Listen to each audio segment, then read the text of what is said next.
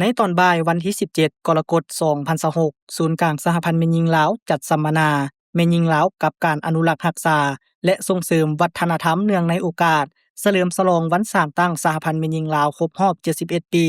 ขึ้นที่ห้องมูลเสื้อสหพันธ์แม่หญิงลาวบ้านเสียงยืนเมืองจันทบุรีนครหลวงเวียงจันทน์เข้าร่วมและกล่าวเปิดพิธีโดยนางพันจินดาเล็งสวัสดิ์รองประธานคณะบริหารงานศูนย์กลางสหพันธ์แม่หญิงลาวมีบรรดาวิทยากรที่มาจากกระทรวงวัฒนธรรมและท่องเที่ยวกระทรวงศึกษาธิการและกีฬาศูนย์กลางสาวหนุ่มประชาชนปฏิวัติลาวแขกถึกเชิญและนักศึกษาจากมหาวิทยาลัยแห่งชาติเข้าร่วม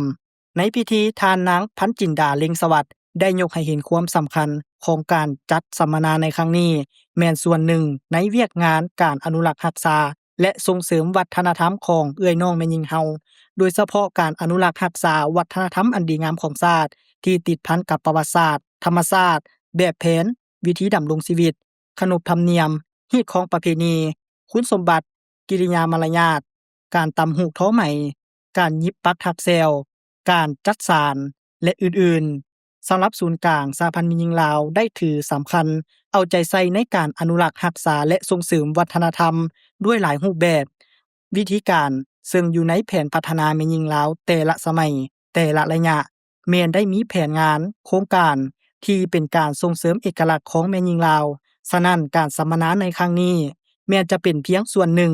ในเวียกงานการอนุรักษ์รักษาและส่งเสริมวัฒนธรรมของเอื้อยน้องแม่หญิงจะได้มีการสนทนาแลกเปลี่ยนความรู้บทเรียนในเวียกงานดังกล่าวอย่างกงไปกงมาเพื่อจะได้พร้อมกันนำเอาความรู้ดังกล่าวไปหนุนใช้ในชีวิตประจำวัน